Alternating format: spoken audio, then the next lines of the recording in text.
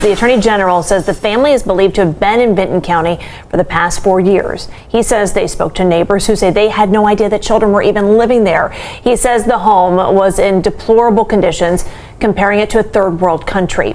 He confirmed a search warrant and a parallel investigation led law enforcement to the home, which is when they discovered those children. Wilson says they were all taken to the hospital in different conditions.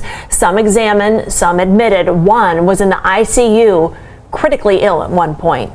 I've been in incredibly poverty-stricken areas in the inner city. I've been in poverty-stricken areas in rural Ohio, and I've just never seen anything like I saw today with respect to those kids. You might remember yesterday they called it pure evil. According to the prosecutor, at this point in the investigation, the suspects are being called grandma, grandpa, mother, and father in relation to those children. Well, Amanda, Merrily, folks that we talked to were surprised to hear that anyone at all was living in this house, let alone 16 children and 4 adults. They said they thought it was completely abandoned. The residence on Omer Street in Hampden Township area is being called a third world scene. Let's go over those together, all right? As a preliminary matter, are you okay with doing this by Zoom today? Sorry. Are you okay with doing this through the computer today? All right.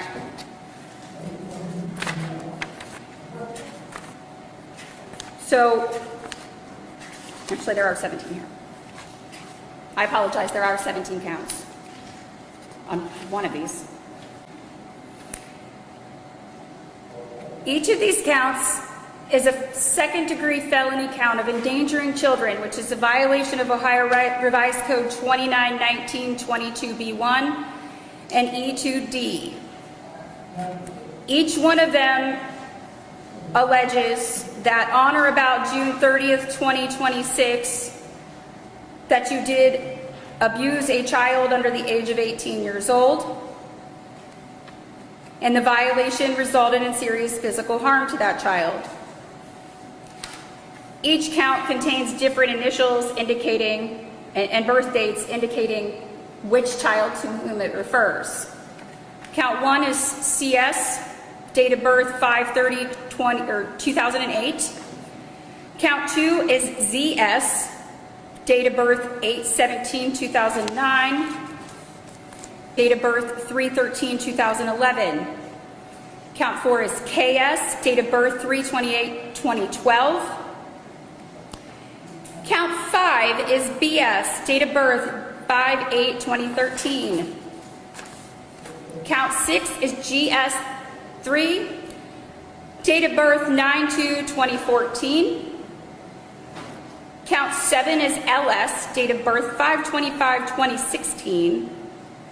Count 8 is VS, date of birth 10/26/2017.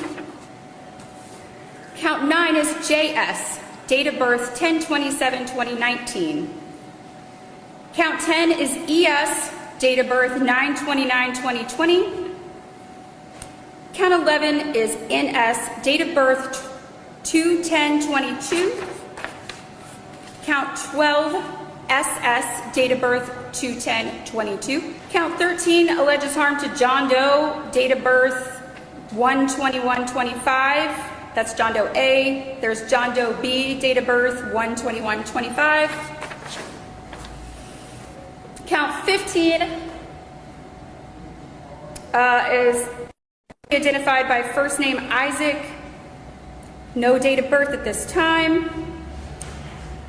Count 16, Isaiah, no date of birth at this time.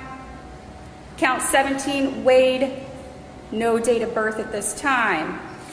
Those are for you, Mr. Siders Jr., Mr. Siders Sr., those are all the same.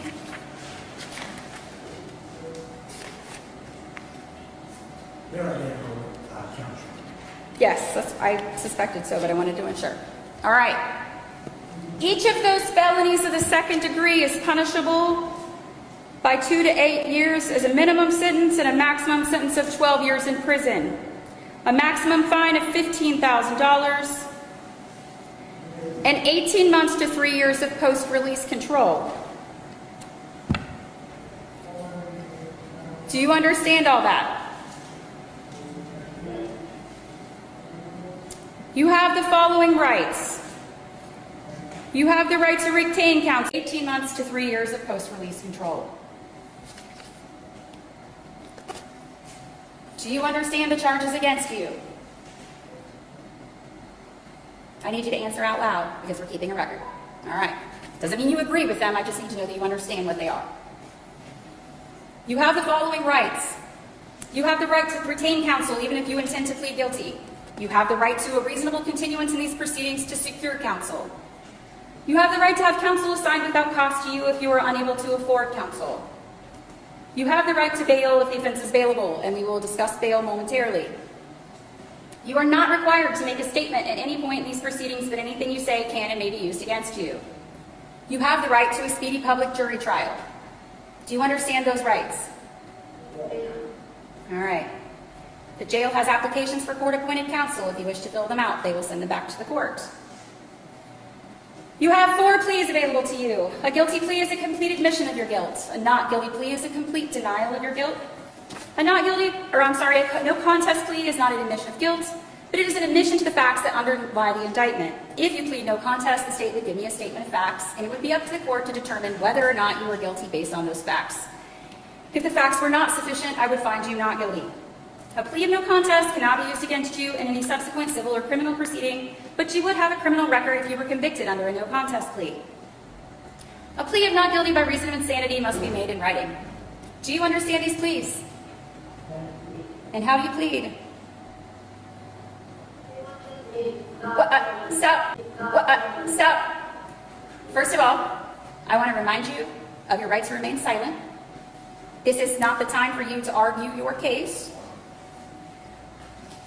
These are serious allegations, and if you are unsure on what to do, I will enter a not guilty plea for you until you can consult with counsel. Okay?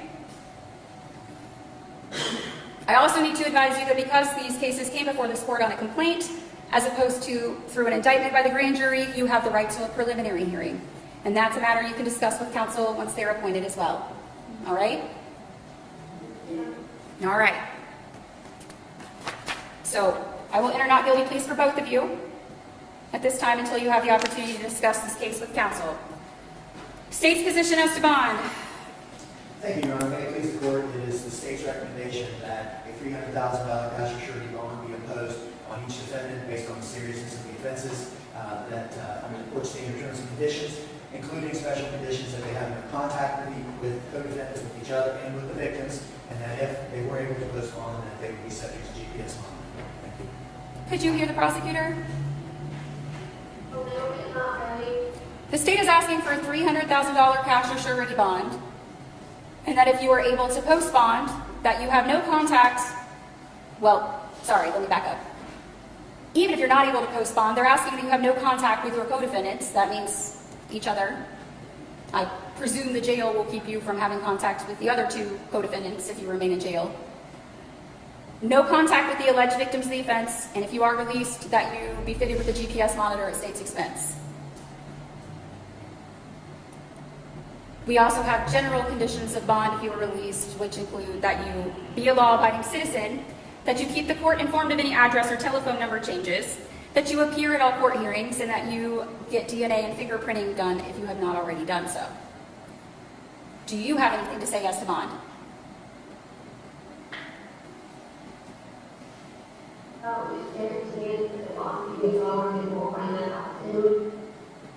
You can discuss with your attorney.